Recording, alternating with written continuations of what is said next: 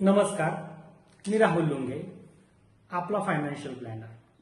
सध्या सर्वत्र चर्चा सुरू आहे SIP, स्टेप अप SIP बद्दल. जो तो रिटायरमेंटसाठी मला इतके पैसे लागणार आहेत त्यासाठी मी ह्या अमाऊंटची SIP केली आहे किंवा मुलीच्या लग्नासाठी मी स्टेप अप SIP केली आहे. पण ह्याबद्दल कोणीच गायडन्स देत नाहीये की ही अमाऊंट किंवा स्टेप अप SIP साठी वाढणारे पैसे आणायचे कसे, सेव्ह कसे करायची की ज्या पद्धतीने गुंतवणूक करता येईल.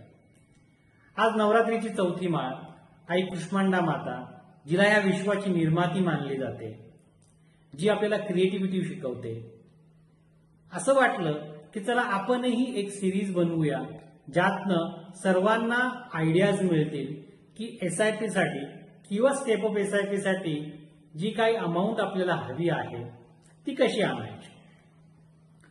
कोविड नंतर आपण फक्त स्मॉल कॅप, इक्विटी आणि मल्टी कॅप ह्या गोष्टींबद्दलच चर्चा करतोय.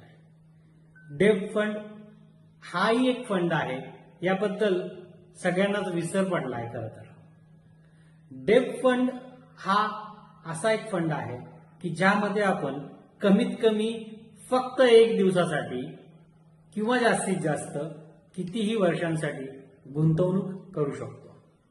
डेब्ट फंड आपल्याला कमीत कमी 5% व जास्तीत जास्त 10% रिटर्न्स देतात.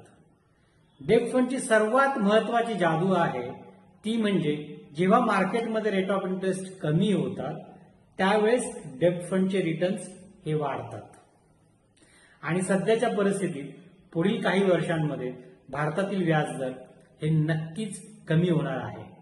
त्यामुळेच मी तर असंच बोलेल की हा गोल्डन पिरियड आहे डेब्ट फंड मध्ये इन्व्हेस्टमेंट करण्यासाठी. ज्यावेळेस माझ्याकडे पहिल्यांदा एखादा ग्राहक येतो त्यावेळेस मी जेव्हा त्याच्या सेव्हिंग अकाउंटला बघतो त्यावेळेस सेव्हिंग अकाउंटमध्ये 50,000 पासून तर 10 लाखापर्यंतचे पैसे पडून असतात किंवा करंट अकाउंटमध्ये 5 लाखापासून 1 लाखापासून तर अगदी 50 लाखापर्यंतची अमाऊंट मी बघतो. ह्या सगळ्या पैशांना आपण डेब्ट फंड मध्ये स्विच करून तुमच्यासाठी कामाला लावत असतो. करंट अकाउंटला आपल्याला कोणतंही व्याज मिळत नाही, सेव्हिंग अकाउंटला 2% व्याज मिळतं. त्याऐवजी आपण हे पैसे डेब्ट फंडला स्विच करून त्यावर खूप चांगलं व्याज मिळवू शकत असतो. मी नेहमी सांगतो की सेव्हिंग अकाउंटमध्ये जास्तीत जास्त 5,000 रुपयेच ठेवायचे. त्यावर तुम्ही विचाराल की सेव्हिंग अकाउंटमध्ये जर मी 5,000 रुपये ठेवले आणि मला जर 50,000 रुपयाचा इमर्जन्सी खर्च करायचा असेल तर काय करायचे.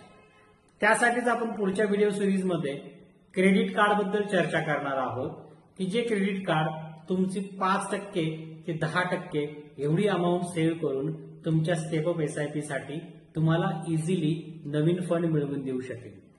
तुम्हाला डेब्ट फंड बद्दल काहीही प्रश्न असतील तर तुम्ही रिटायर अर्ली टीमशी संपर्क साधू शकता. धन्यवाद.